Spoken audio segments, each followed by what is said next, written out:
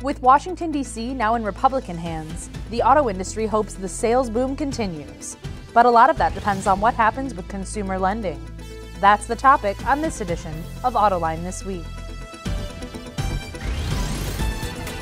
And now, here's your host, John McElroy. I want to thank you all for joining us on Autoline this week. Today's discussion is all going to be about automotive financing. Is there a prime bubble out there? What about these long loans that last 5 years or longer? We're going to be getting into that because my special guest today is Chris Steinberg. He's the CEO of the American Financial Services Association, which represents banks and the automaker captive finance arms as well as independent ones. And Chris, welcome to the show. Thank you, John. Looking forward to it. Joining us today as well are Steve Finley with Ward's Dealer Business and Joe White with Reuters. And great to have the both of you guys here too. It was a pleasure. Chris, let's start out talking about the CFPB, the Consumer Financial Protection Bureau. This is, of course, the agency that Elizabeth Warren had run before she became a senator. There's a lot of talk, I think, from your side of the table of saying we ought to just shut this down. What is your position on that, and what changes would you like to see there?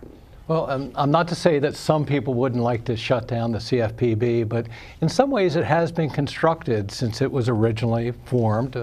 What was that, probably 6 or 7 years ago as the result of Dodd-Frank. But the agency or the Bureau has been beneficial in some ways. It's brought compliance, I think, to our industry, and it's benefited consumers. At the same time, we think the Bureau has gone way too far, specifically affecting auto. In what way?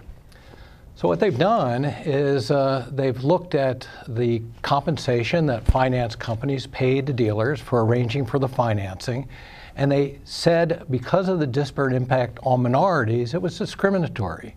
They used a faulty, basically very flawed methodology process. Zip codes and last names to determine somebody's ethnicity. So imagine a process that looked at just your last name and your 9-digit zip code to determine the probability of being a minority.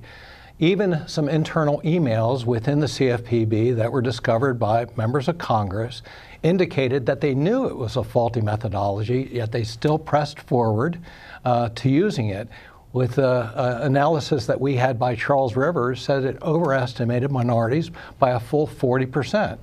Now, if you were one of those affected finance companies and were looking at fines and penalties and remuneration to customers, and there was an overestimation of 40%, you would object to it too.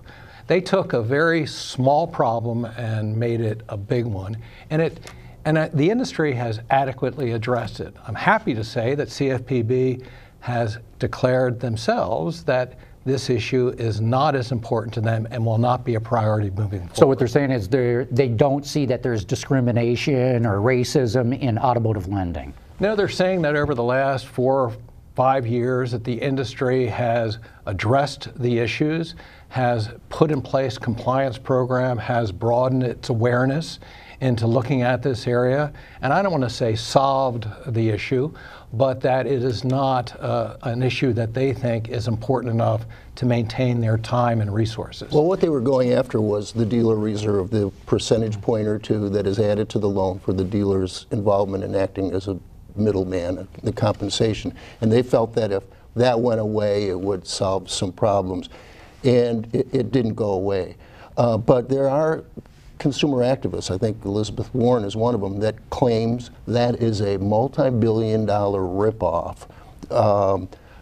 What's your response to somebody like that? So initially, Steve, there were some thoughts that it was too much money, but then there was an acceptance of all the work that dealers actually do to earn fees or compensation for arranging the financing. It performs a great service, or dealers perform a service for the entire community and for consumers in that way. So it came down to not the fact that there was not justification for a payment to consumers for the services that they provided. It came down to the area of discretion, in that dealers had the ability to offer one rate to one person and negotiated a different rate with someone else. And that this could have a impact on minorities in particular. I think one of the issues too that this whole issue around loans and the dealer reserve raised was really a question of transparency. And I know that some companies, I think, as part of settlements that they've made with the CFPB and some dealer groups kind of standing up and saying, well, this is the right way to go, have basically said, look, do it as a flat fee, make it transparent, show the consumer kind of what essentially the service fee is. And yes, the dealer gives up upside on certain consumers, less informed consumers, but overall, it's a more transparent business. And the dealers and perhaps the lenders would be less subject to the kind of criticism that was coming down from the CFPB. I mean, what's your thought on that? I mean, just sort of make it a more transparent process. We looked at flat rates and did some analysis against that and worked with dealers on whether that would be a feasible solution or a way to look at it. It was determined at the end that leaving that flexibility to the dealer and their ability to move that car, to sell that car, would be greatly hurt by a flat fee. In many cases, they would like to go below that flat fee, not above it and charge more, but if they had to pay a flat fee, then therefore they could not go below that. In many cases, that would keep them from making the deal. As we all know, dealers want to move the metal, so they want to move that car and they want to finance that car and they want to get it over the curb. So if they have a flat fee, that wouldn't enable them to do that. Well, how would that be? Because because I just don't understand that. I mean, the loan would be priced according to someone's credit scores, correct? I mean, why would there be a disincentive to make the deal because you're only getting $500 or $300 to sign the paperwork? Joe, understand that as many people, probably more people, would have been hurt by a flat fee than helped.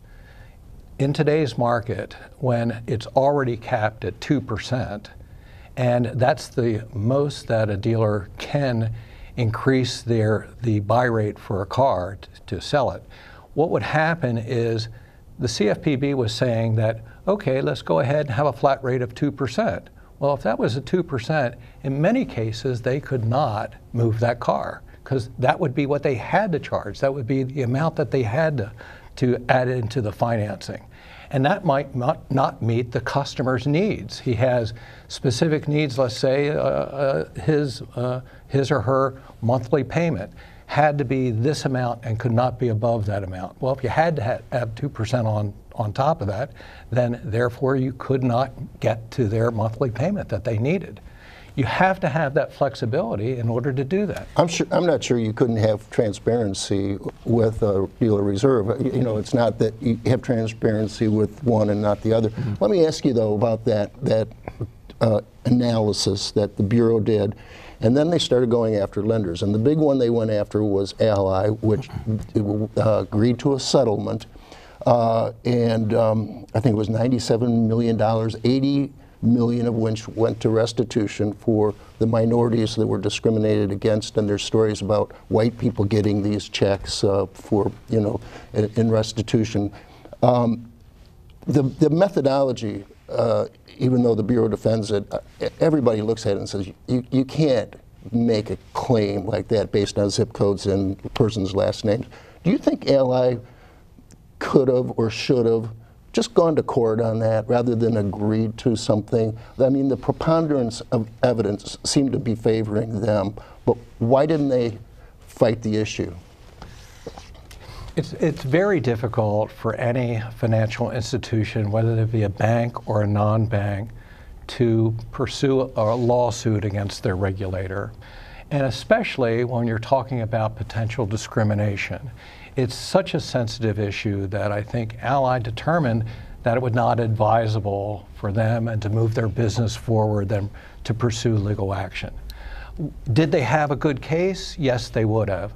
But would the optics have been appropriate for them to pursue that avenue? I think the decision was a proper one, and that was not to do that. Was the court of public opinion a court to be considered as well? I would think so. Let's remember that the CFPB first name is consumer, And that goes a long way to defending what is good for the consumer. It's got protection in the name too. So I cannot argue that CFPB is we want to do this because CFPB wants us to do it because we don't want to help consumers. Consumers are our customers, obviously, and we need to sell cars. We deal upon references and coming back the next time. We're not out here to take advantage of consumers. We want to have a great relationship with consumers. We want transparency, and everybody has other options today. People are doing as much research today, no, not quite as much on that they do on the car, but they're doing a lot more research than they ever did before on the actual financing of the car. They're looking at what average rates are. They come in the door and they're very prepared when they sit down in the F&I office of what they're asking for and what's realistic and how they can negotiate. It's easy to say that most people pay way under, and I think the industry average is way below that 2%. So people out there are negotiating pretty well. And that's kind of why I make the point about transparency. And the internet may actually be the industry's friend here, in the sense that, not being transparent, I think, has gotten the industry in some trouble. But as you say, if people can kind of look at this stuff and figure it out, then the issue kind of goes to the side. And we have other issues like, should those people get the loans in the first place based on their credit scores? Well, yeah, and let's go to that, because there's a lot of talk right now about a subprime bubble, that there's too many people with bad credit scores getting car loans. How do you see it? Well, we know having access to a car and transportation is essential to people to getting back and forth to work. And many times it's the reason why they can get a job, because they have transportation. So we can't say that it's not in everybody's best interest for people to be able to finance a car. There is no subprime bubble. I'm here to tell you that we can talk about the statistics. We just had all of the 3 credit bureaus look at independent studies, independent research that they had done on all of their portfolio of consumers out there. And they can say that actually over the last year, credit scores have actually increased, average credit scores on the customers that they have. They can show that we're well within or below historical averages that they've had for delinquencies. Now, if you looked at just one number and you said delinquencies have increased over the last year, well, yes, they have, but they've also increased over historic lows that they've never been that low in delinquencies before. So you're starting at a very low point. Have they risen? Yes. Have they risen as far as the total portfolio? No. If you look at the percentage of delinquencies against the total portfolio, it looks pretty positive. Does that mean that we shouldn't be cautious going forward and that underwriting shouldn't be examined? You have to remember that auto financing has gone through many cycles. The mortgage only went through one. There was plenty. That we all suffered that one. But it's unfair for some people to liken the subprime bubble to the mortgage crisis. The auto loan hasn't changed in 90 years. You have your term and you have your amount and you have equal installment payments that have been issued. We don't have exotic ARM products. Well, no, not so much, but I will ask you about this, because this is something that I've watched and wondered about, which is that the average term of loans seems to get longer and longer and longer, and that's clearly aimed at monthly payment affordability. The average transaction price goes up, the average loan term goes up. They work in sync.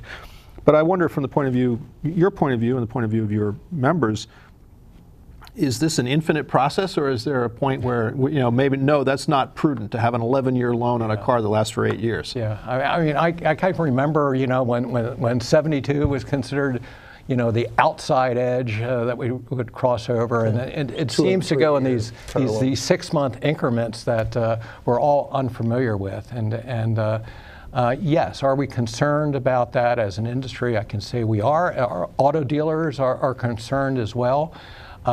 We've not seen a correlation yet to term and delinquency and repossessions. We've seen a little bit, but not much. And you have to remember that the people that are getting the longest term loans are your best customers. They are your prime customers that have been extended for the longer terms. Your lower quality customers are getting the shorter term loans. That could be some explanation why we're not seeing any correlation or connection between. And typically on used cars, right? The subprime customer is right. not on the used car to side. normally buy a new car. What would you say the breaking point is in terms of the percentage of people with this amount of or this length of loan, to say 84 months, for instance? Yeah. Where do you start getting dangerous when that many people I get think that the industry loan? is cautious of meeting consumer demand and what is good financial policy. And we don't know where that cutoff point is yet. But an average customer comes in with a monthly payment that they think is acceptable, knowing what their expenses are. And they come in, they're educated, they negotiate the price of the car, they negotiate the financing, and the last thing they can do to meet their monthly goals is possibly to extend out that term. They've used all the other negotiating skills that they have, and that's kind of the last one. And so it's right now the industry is stretching to meet that consumer demand and to meet that monthly payment. Now, when is that too much? When they've got their hearts and minds set on that specific car and or the done everything they can on the price and the financing. Or the manufacturer has its heart and mind set on moving out excess inventory of a given model line. And so have some additional incentives based on that. So I'm curious, so I'm doing the thing you should never do, which is ask a question to which you do not know the answer. Okay. But has Thank you for asking anyway. But has the monthly, sort of the average monthly payment, that kind of, where has that gone? Because it seems like, and you mentioned this, and I think you're right, that the monthly payment target has kind of stayed flat at whatever level it was over the last several years? We've all hugely benefited by rates being as low as they have. So the Fed and keeping the rates as low as they have, we've all been the beneficiary of payments being able to be low because of that. So in a escalating, if the Fed raises rates, as they've talked about, that starts to strike at your affordability issue, and is a real danger that we see is as interest rates increase, as the Fed increases rates, and that is passed on to consumers. That is, and cars, new technology in cars, and the average price of a car continues to go up. You know, things can't go up in that direction forever. So that was a question I was going to ask you. At what point do you see rising interest rates, putting those lines in the, having some of those lines start to cross, where you can't stretch the loan out prudently beyond, let's say, 84 months, and the rates are going up? I mean, 96 seems a little high. Yeah. I'm just sort of wondering, at what point are we 1 to 2 points away from that pain threshold, do you think, or is it a little farther out in the future? You started this question by saying that I'm going to ask you a question of which there is no answer. There's too many other variables, and each lender has their own profile and their own variables that they're going to look at and they're going to examine. So I can't give a general answer.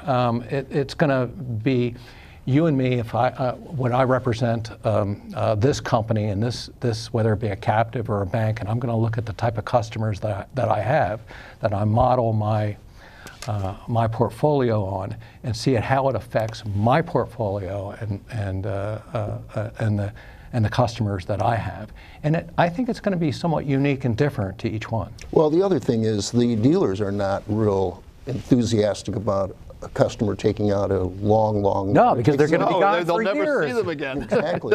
So they'll sold the business from the next the time they come dealers back as well. They like the leasing part of it. But to your point, the prices rise, and then so do the loan terms. And people really, more than looking at that MSRP, are looking at how much money a month do I have to pay. So they're rate shopping or payment shopping, right? And there's all sorts of ways to get there.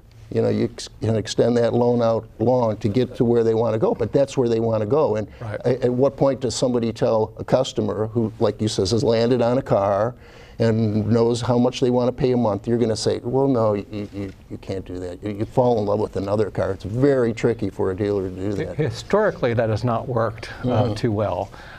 We try and find a way to make it work. And so far, so good. It has been good. Delinquencies, as you pointed out, you know, we always can adjust those. We can always tighten up underwriting. We've got to look at so many different multiple factors as we move forward. Everything's moving all the time. That's what makes it interesting, though, right? So address this specifically. We talked about subprime. You say there is no subprime bubble. But every couple of weeks, I see reports in the media saying, oh my gosh, look at the delinquencies. Delinquency is really going up. Again, could you fill in the blanks on that? John, if I said that it is no problem, that's not what I wanted to leave you with. I wanted to say that some reports of the demise of the subprime auto is probably an over-exaggeration. Should the industry always, and we do, I mean, every company is monitoring their delinquencies on every day, looking at whether they're creeping, how they should adjust, how they can still meet competition. There's always what your competitors are doing in the marketplace. So I don't want to leave you with the impression that it's not important. It is, but I want to just point out that we've gone through rising delinquencies, we've gone through rising repossessions. We know how to handle this. It's not to say we haven't seen that yet, though. We might. I mean, we are going to go through another cycle. We talked earlier. It's not necessarily if we are, but when, and there will be another auto cycle too. And we'll tighten up and we'll adjust, and consumers can know that we're going to work in their best interest. I think some people misread the data when they're predicting the subprime bubble. You know, they're looking at rising delinquency rates. Well, of course, delinquencies rates are going to rise if you're doing more subprime loans. If you're doing more loans in general, you're going to see a rise in delinquency rates. So that really, in and of itself, is not the determinant of we're headed off a cliff.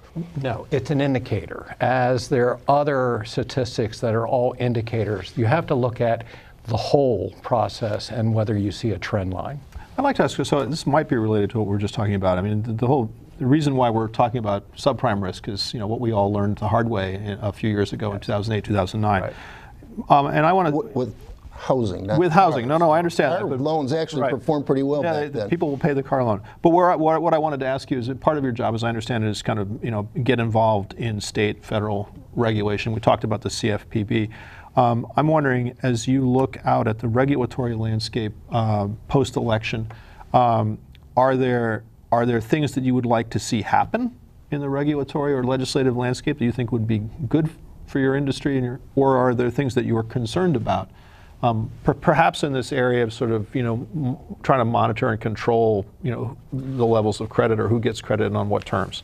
Joe, I think that, and one of the reasons why President Trump was elected is there was at least enough voters that feel that there was a regulatory overreach by the government in controlling their lives in certain ways. We would like to return a little bit of normalcy to a process that should be fair and balanced, that protects the interests of consumers and the financial system so it doesn't collapse again or at risk of collapse, without basically curtailing affordability, access to credit. The president has said, when he talks about financial services, that this economy runs on credit. And unless every citizen, every American has access to credit, no matter who they are, then we cannot move forward, the economy cannot move forward. So are there some specific, I mean, again, maybe if this is all about the CFPB, fine, but are there some specific things in either federal or state law that you're looking at, or your group is looking at, to say, look, we need to change that because you feel like that's a problem? So yes, in many different areas, in addition to auto, I think financial services in general is looking at the time that people spend, and it's not productive of time, money, resources on compliance. You know, you could be growing your business and you could look at how to serve your customers, and doing paperwork and compliance and making 10,000 copies and sending, I mean, some of this is just treadmill type of effort that just is never ending, that is not productive, and it's not serving any purpose. If we could take some of those, without getting into specific regulations, but regulations that are not achieving the results that we want, and back down in that overreach of government, and let citizens and let people and consumers make some type of decisions. It's time that we recognize and put some confidence back into the consumer, instead of having Big Brother out there judging what is good for you and what is not. Well, in fairness I think to that's part of the election. You said at your annual conference, you're not opposed to regulations. You don't want to take the clock all the way back to those old days. It's the balance of, you know, not being underregulated, not being overregulated, and that's kind of a hard balance to find, isn't it? It is, and I know if you're the regulated and you're the regulator, you're always going to have a little bit of friction there. But I think that the balance that you want, and it is achieved in Washington and a lot of places, is that you don't make rules without full consideration of consequences. Sorry, we're out of time. But Chris Steinberg, thanks so much for coming in. CEO of the American Financial Services Association. Joe White, Steve Finley, thank you guys too. And I want to thank all of you for having tuned in.